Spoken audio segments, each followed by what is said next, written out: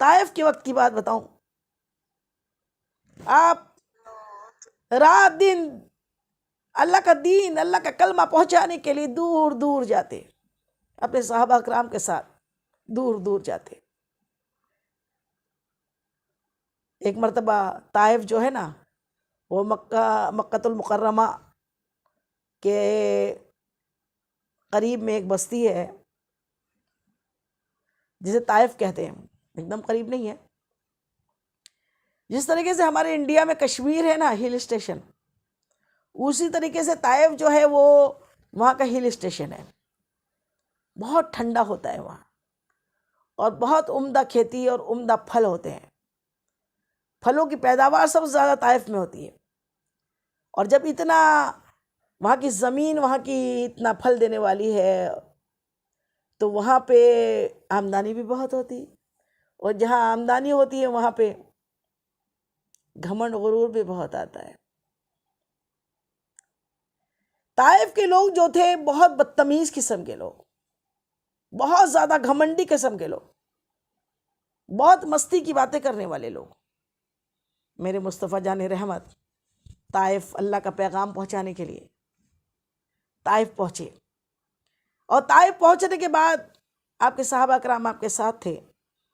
آپ نے جب طائف میں اللہ کی باتیں بتائی، ایک اللہ ہونے کی بات کہی، وہ جو تھے لات و عزا کے پجاری وہ سب کے سب آپ کے دشمن بن گئے، آپ کے ساتھ بہت جاہلانہ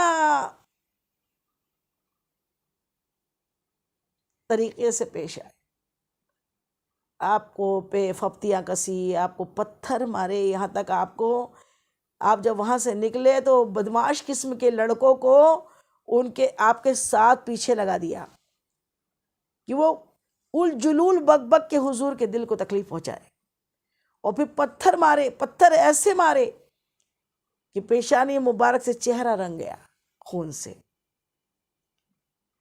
آپ کی جوتیوں میں خون، آپ کے نالین خون سے بھر گئے۔ میرے آقا کی زبان سے بس اتنا نکلا، اے اللہ یہ تیری کیسی امت ہے، اے اللہ تیرے کیسے بندے ہیں جو اپنے نبی کے چہرے کو خون سے رنگتے ہیں۔ اللہ کو جلال آیا، اسی وقت جبریل امین کو بھیجا۔ طائف جو ہے نا دو پہاڑیوں کے درمیان بسا ہوا ہے۔ اللہ عز و جل کا حکم آیا، اے محبوب آپ کہہ دو، تو ان طائف والوں نے آپ کے ساتھ جو رویہ کیا ہے، انہیں دونوں پہاڑیوں کے بیچ چکی کی طرح پیس دے۔ اللہ چاہے تو کیا مشکل ہے، اللہ تو قہار ہے، جبار بھی ہے، قہار بھی ہے۔ اللہ تعالیٰ کو اگر جلال آ جاتا ہے نا تو کئی کی کئی بستیاں نیست نابود ہو جاتی ہے، شہر کے شہر زمین میں دھس جاتے ہیں۔ جب زلزلے آتے ہیں نا، طوفان آتے ہیں نا، یہ اللہ کا جلال ہوتا ہے۔ جب بندہ بہت گناہ پہ گناہ پہ گناہ پہ گناہ پہ گناہ کرتا ہے نا، پھر ایک دن اللہ کا جلال آ جاتا ہے۔ پہلے اللہ گناہ گاروں کو رسی ڈھیل دیتا ہے، ڈھیل دیتا ہے، ڈھیل دیتا ہے، ڈھیل دیتا ہے کہ کرو شاید توبہ کر لو، شاید توبہ کر لو۔ لیکن اس کے باوجود بھی اگر وہ باز نہ آئے تو پھر بڑی بڑی بستیاں اللہ کے حکم سے، اللہ کے عذاب سے ایک لمحے میں نیست نابود ہو جاتی ہے۔ اللہ کے حبیب کی پیشانی مبارک اور چہرے مبارک خون سے رنگ جائے، آپ کے نالین خون سے بھر جائے، اللہ کیسا برداشت کر سکتا ہے؟ اللہ کا حکم آیا کہ اے محبوب آپ کہہ دو، تو ان طائف والوں کو ہم دو پہاڑیوں کے درمیان چکی کے پاٹوں کی طرح پیس کے رکھ دے۔ میرے مصطفیٰ، میرے مصطفیٰ، میرے مصطفیٰ، ہمارے آقا وہ رحمت للعالمین آقا جسے سارے عالموں کے لیے اللہ نے رحمت بنا کے بھیجا ہے، وہ عذاب کی دعا کب کرنے والے؟ وہ عذاب کی دعا کب کرنے والے؟ اور اللہ تعالیٰ نے بھی فرما دیا ہے، تم میں دو ہو اور میں دو دوں، ایسا ہو نہیں سکتا۔ تمہارے بیچ میرا محبوب ہو اور میں عذاب بھیجوں، ایسا ہو نہیں سکتا۔ اور تمہارے بیچ تم میں استغفار ہو، توبہ ہو، اور پھر میں عذاب بھیجوں، ایسا ہو نہیں سکتا۔ تو جہاں مصطفیٰ جان رحمت ہمارے دلوں میں رہتے ہیں انشاءاللہ عذاب ہم پر نہیں آئے گا. ہم تو مصطفیٰ کے چاہنے والے ہیں. اللہ کرے اللہ ہماری نسلوں در نسلوں در نسلوں کو حضور پر نور سید عالم صلی اللہ علیہ وسلم کا دیوانہ بنا دے، حضور پاک سے سچی محبت کرنے والے بنا دے. تو پھر مصطفیٰ جان رحمت کے پاس جب یہ خبر آئی، جبریل امین لے کر آئے، محبوب آپ کہہ دیجئے. اللہ نے کسی نبی سے کبھی پوچھا نہیں عذاب بھیجوں کیا، لیکن محبوب سے پوچھتا ہے. محبوب سے پوچھتا ہے کیونکہ محبوب کو اپنی امت بہت پیاری ہے. اور امت ہی نہیں، ساری کائنات میں جو بھی مخلوق ہے میرے آقا کو بہت پیاری ہے، کیونکہ میرے آقا صرف انسانوں کے لیے رحمت للعالمین بن کے نہیں آئے، آپ جنوں کے لیے بھی رحمت للعالمین ہیں. آپ نباتات کے لیے، حیوانات کے لیے، تمام زمین و آسمان کے لیے، آپ تمام عالموں کے لیے آپ کو اللہ نے رحمت بنا کے بھیجا. میرے آقا خون سے لطپت ہے، لیکن جیسی یہ بات سنی اللہ فرما رہا ہے عذاب بھیج دوں. میرے مصطفیٰ ارشاد فرماتے ہیں اے جبرائیل ہرگز نہیں. اللہ سے کہو، اللہ سے کہو، کیا کہو؟ اے اللہ ان کی اولادوں میں شاید فرما بردار آ جائے،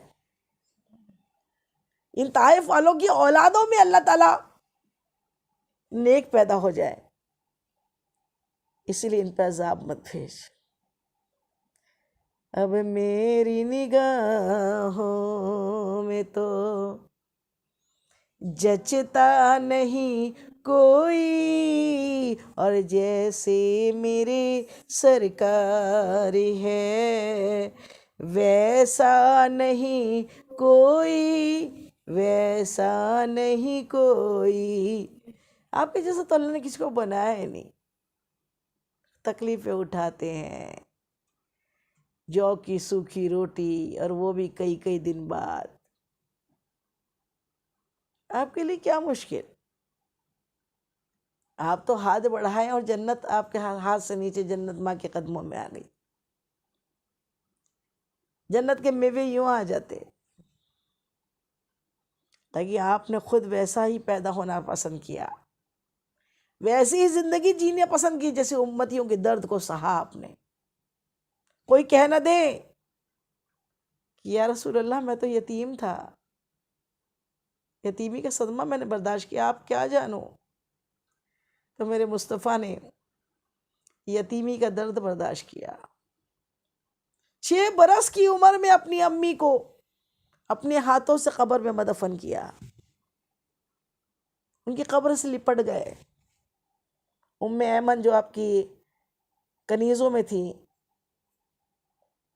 آپ کی پرورش میں آپ کے امی کے ساتھ ہاتھ بٹاتی تھی، وہ ساتھ میں تھی. کہنے لگے میں چھوڑ کر نہیں جاؤں گا اپنی امی کو. یہ صدمے برداشت کیے ہیں. دنیا میں آنے کے پہلے ہی آپ کے والد حضرت عبداللہ اس دنیا سے کوچ کر گئے. صرف 6 برس تک آپ کی امی کا سایہ ساتھ رہا، امی بھی اس دنیا فانی سے نکل گئی. 8 برس کی عمر تک دادا عبد المطلب نے آپ کی پرورش کی. 8 برس میں ہی دادا حضرت بھی چلے گئے. آپ کے چچا ابو طالب نے آپ کی پرورش کی، آپ کو بہت چاہا، بہت محبت کی. اور آپ نے ہمیں جینے کا ایک درس دیا کہ خود فرما دیا اگر میں نماز پڑھاتا ہوتا، میرے پیچھے صحابہ کرام کی صفیں بندی ہوتی، اور ادھر سے میری امی آمنہ کی آواز آتی، میں نماز چھوڑ کے، جماعت چھوڑ کے دوڑا دوڑا اپنی امی کے قدموں میں چلے جاتا. اللہ کے نبی ہے، کیا ماں کا ادب سکھا رہے ہیں کہ اگر میری امی زندہ ہوتی نا، میں نماز پڑھاتا ہوتا، وہ بھی امامت کرتا ہوتا، تب بھی اپنی امی کی آواز پہ دوڑ کر چلے جاتا. اتنا وقت بھی نہیں. اور آج اولادوں کو ماں کی عزت کرنے کا ٹائم نہیں ہے. پکارو تو ان کو جواب دینے کا ٹائم نہیں ہے. ماں آواز لگاتی رہتی ہے بچوں کو جی امی بولنے کا ٹائم نہیں ہے. کوئی واٹس ایپ میں ہے، کوئی فیس بک میں ہے، کوئی اس میں ہے، کوئی یہ ٹی وی میں بیٹھا ہوا ہے. میرے آقا نے زندگی جی کے دکھائی. آپ کی سیرت پہ اگر جو سے درس لے لینا وہ اللہ کا ولی بن جائے.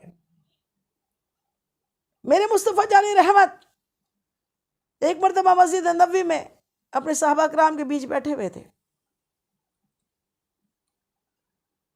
دیکھا کہ صحابہ کرام نے دیکھا ایک بوڑھی خاتون تشریف لائی. میرے مصطفیٰ نے جیسے ہی دیکھا تو فوراً اٹھ کے کھڑے ہو گئے اور پھر اپنی چادر اتاری، نیچے بچھائی اور چادر بچھا کے انہیں اپنے پاس بٹھایا، چادر پہ بٹھایا. پھر بہت دیر تک آپ سے اچھی باتیں کرتے رہے،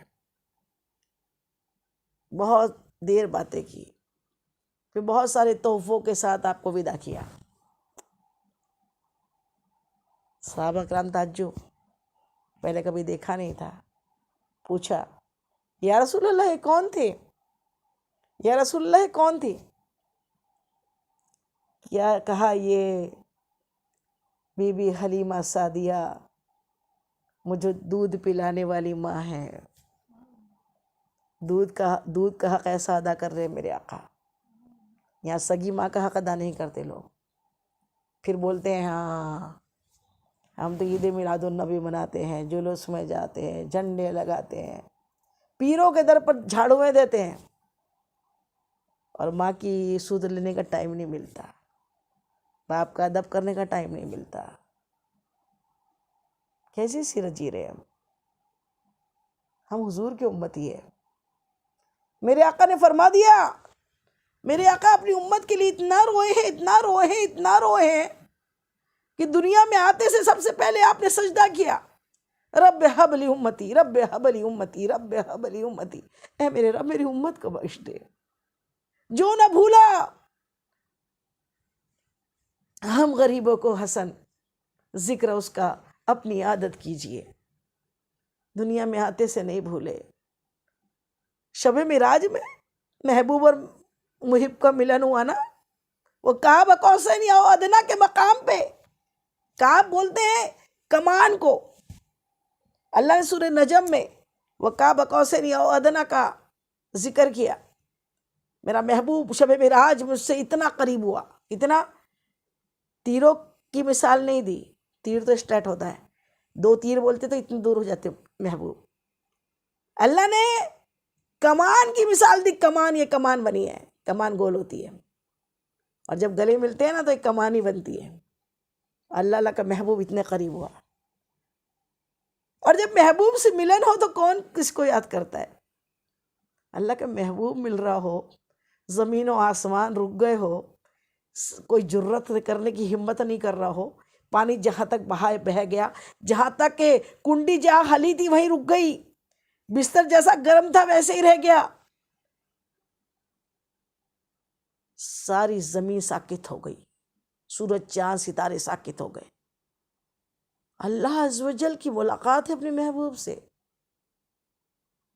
اس میں بھی میرے آقا ہم گنہگاروں کو نہیں بھولے. جب اللہ تعالیٰ نے سلام کیا السلام علیکہ یا ایھا النبی، السلام علیکہ، تو السلام علینا علی عباد اللہ الصالحین بولنے لگے.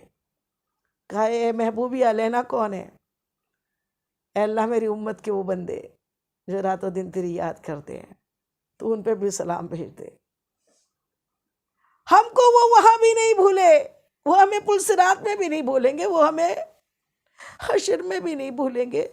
لیکن فرما دیا بروز قیامت میں اپنی امت کے ہر شخص کو تمام امتوں کی بھیڑ میں سے کھینچ کھینچ کر باہر نکال لوں گا،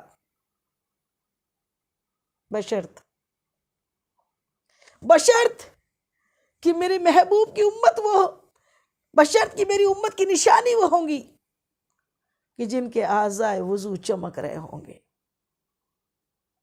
اعضائے وضو کو امت محمدی کی نشانی بنائی ہے آقا نے کہ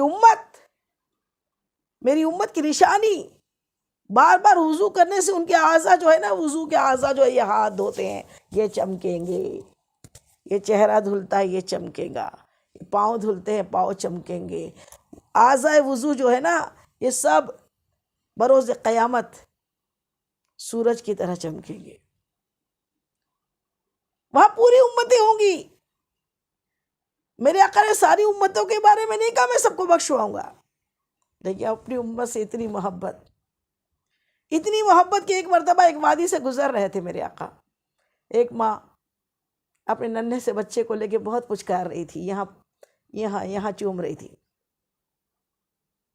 میرے مصطفیٰ نے وہ منظر دیکھا، فاروق اعظم ساتھ تھے، پوچھا اے عمر، ماں اپنے بچے سے کتنی محبت کرتی ہے؟ ماں اپنے بچے سے کتنی محبت کرتی ہے؟ جواب دیا فاروق اعظم نے، یا مصطفیٰ ماں کی محبت کی تو کوئی مثال ہی نہیں ہے۔ کہا عمر سنو، ہم اپنی امت سے 70 ماؤں سے زیادہ محبت کرتے ہیں۔ محبت ہی ہے نا، اسی لیے ساری امت کے بارے میں بات نہیں کی ہے، اپنی امت کو بخشواؤں گا، لیکن بتا بھی دیا، سسپینس نہیں رکھا ہے امت کی نشانی کیا ہوں گی۔ امت کی نشانی اعضاء وضو کا چمکنا ہوگا۔ اب اگر جمعے کے جمعہ وضو کیا تھا تو کیا چمکیں گے؟ نماز اپنے وقتوں پر 5 وقتی ہر مسلمان پہ، میرے آقا کی امت پہ فرض ہے۔ آقا کو تو 50 وقت کا تحفہ ملا تھا، اے محبوب 50 وقت کی نمازیں دے دو، تحفے میں دی آپ کی امت کو۔ یہ تو حضرت موسیٰ کلیم اللہ کا مشورہ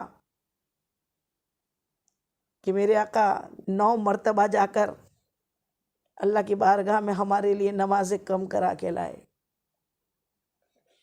اور 9 مرتبہ جانے کے بعد 45 نمازیں اللہ نے قضا معاف کر دی، اور کہا جو ہم نے کہہ دیا وہ کہہ دیا۔